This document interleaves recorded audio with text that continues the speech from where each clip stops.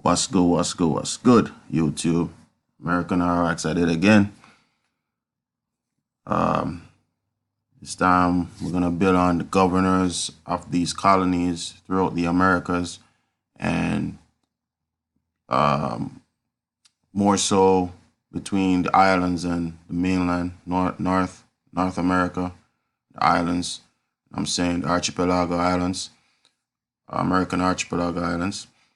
Um, I want to send special shout out to the elder. Big up yourself, Ahuak. Big up yourself. Big up yourself. Shout out to Darkman XTV. Big up yourself, brother. Big up yourself. Shout out to the ICCC. I'm saying family. You see me? Shout out to Jaguar. So I said Jaguar. You know yourself. Big up yourself. All right. So let's get to it. So this is a governor. That was a governor of Jamaica and New York. He did his term in Jamaica, then he went to New York. Now, this is what I'm telling you, that do not separate the land. You know what I'm saying? They separated the land. They created a separation. You know what I'm saying? It was one America, right? Because when they colonized here, they colonized over here as one people. You know what I'm saying? The British Empire consists of different nations, you know what I'm saying? So let's get to it. Sir Henry Moore, first baronet. Okay. All right. So Sir Henry Moore, first baronet, 1713, his date of birth, to 11th of September 1769, was a British colonial leader who served as governor of Jamaica and as royal governor of province of New York. That's when it was the province of New York. Now, you remember I was building on the last video, and I was talking about British Honduras, and it mentions the governor of Jamaica, like they were saying the governor of Belize was a rank below the governor of Jamaica. No, being the governor of Jamaica was a big position. Okay, that was like a strong point for the British um, dominions. You know what I'm saying? So anyway, let's get to it. Early life. Moore was born in Jamaica to a prominent plantation family and was educated toward the law. Moore was active in Jamaica's colonial affairs, and by 1756 he had risen to the rank of governor. And in many royal colonies of the time, the governor was frequently absent, collecting his fees and salary from London. Now, all these governors were getting paid from London, okay, where the bank is, the central bank that is controlling everything now. Yes, they were getting paid from London, their salaries, okay, with a local lieutenant and council forming the actual government.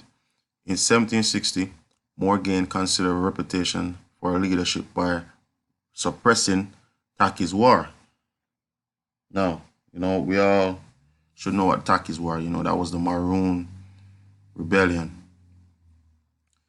Taki's War was an uprising of Akan slaves. That's bullshit. Akans. These are Arawaks, okay? Don't get it twisted. I got the drop on that. A slave rebellion under Moore's leadership, the Jamaican Maroons of Nannytown were summoned to help the colonial forces suppress the revolt.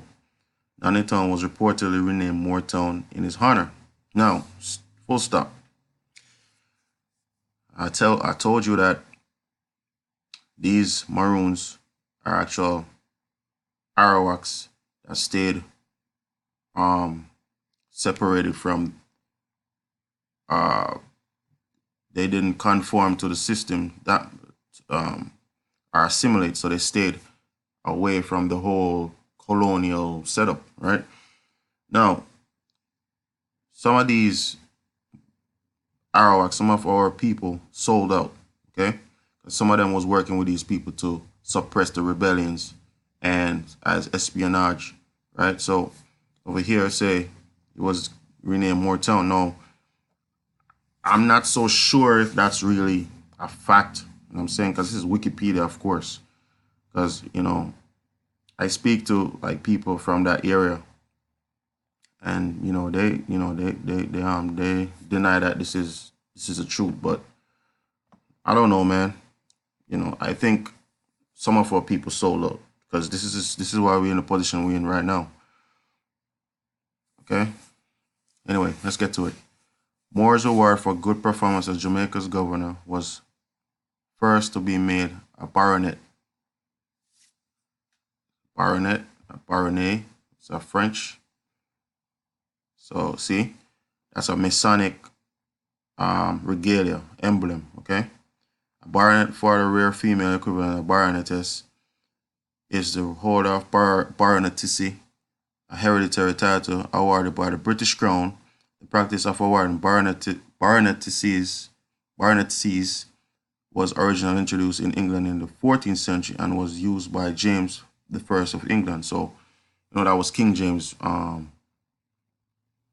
That's what he used to rank his officers. Okay, unites his officers, calling him baronet. And then in 1764, he was named Royal Governor for New York. He arrived in New York City with his family in November 1765. Relations between the colonies and England were strained by this time, but not yet in open rebellion. New York City had seen riots and protests over the Stamp Act. The new governor calmed these by meeting directly with Isaac Sears, a leader of the Sons of Liberty. Moore agreed with Sears, and colonies assembled to suppress the Stamp Act and gain additional goodwill by reducing military fortification within the city. His openness and courtesy earned him floral tributes, while other colonial governors were being burned in effigy. Now, it's what I'm telling you about. Before it was called the United States, before it was called Jamaica, what was it called? You know what I'm saying? Because this is way before the United States was even created. You know what I'm saying? Or existed. Now, however, during the next few years, he actively used military force to suppress rural riots by tenants of the large estate owners. He ordered General Thomas Cage to actively pursue and suppress this form of rebellion.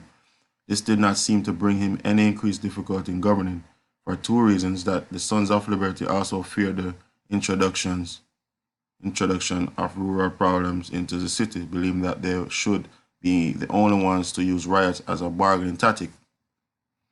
So these Sons of Liberty were, let's see, it was a secret revolutionary organization that was created in the 13 American colonies to advance the rights of European colonies and to fight taxation by the British government. It played a major role in most colonies in battling the Stamp Act. Okay, so that was to suppress the taxation.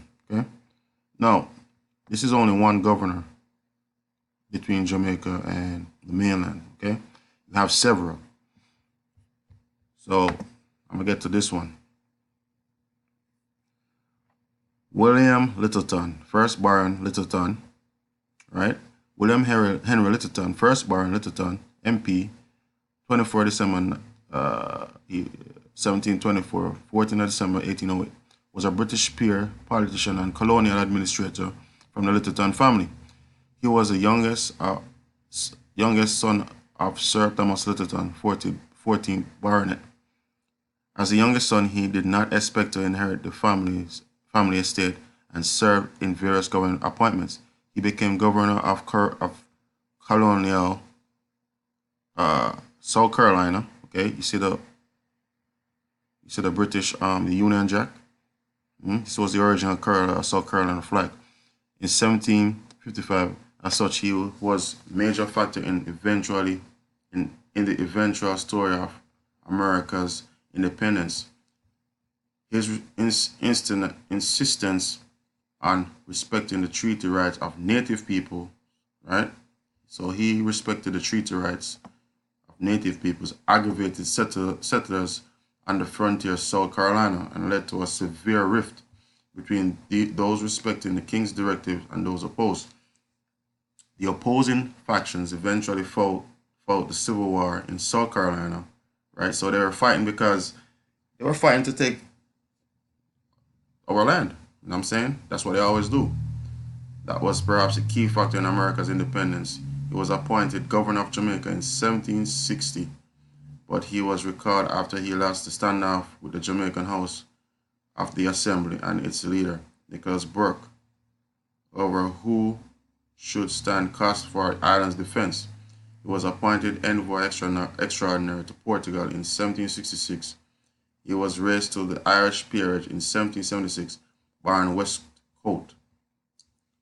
As a result of the death without issue of his nephew Thomas Littleton, second Baron Littleton, in 1779 he inherited the family baronetcy, and that's a degree, okay?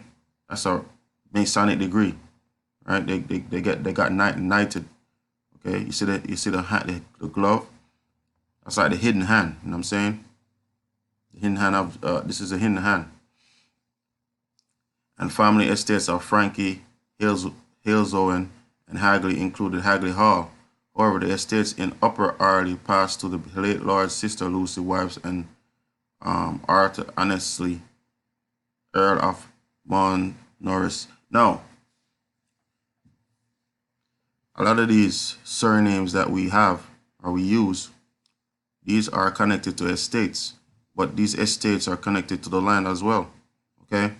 Our land, right? These people renamed or recreate towns or build over our land or villages and call it something else. So this is why I'm telling you that those surnames has a lot of wealth attached to it, okay?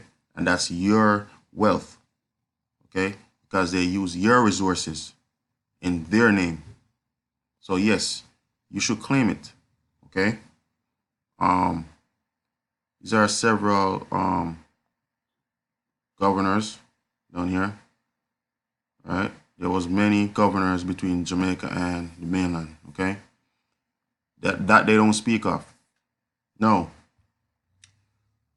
Before it was called Jamaica, it was called the British West Indies, right?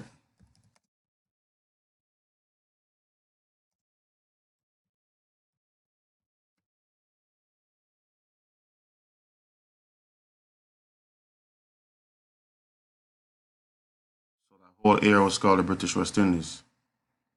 So they changed it, I think, in 1962, okay?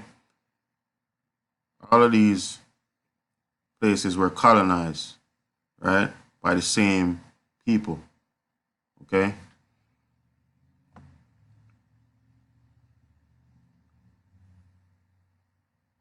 So you see,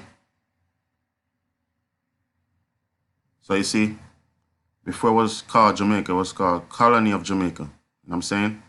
All of these were British West Indies territories.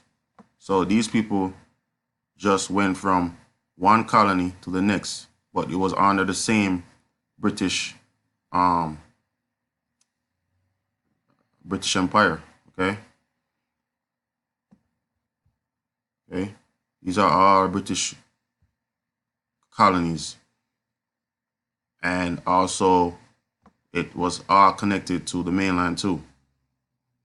Okay. Now let me see. So British West Indies. Let me see.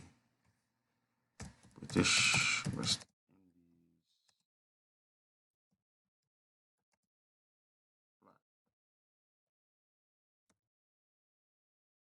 Well, I'm saying, I was asking you before it was called Jamaica, United States, what was it called? I'm saying, you all gotta stop the fuckery, man, and stop acting like we're different. That we're not different. I'm saying we're the same people that got colonized by these people, right? I don't know why I'm not seeing the flag here, but I should see pop up here, but it's kind of strange and weird.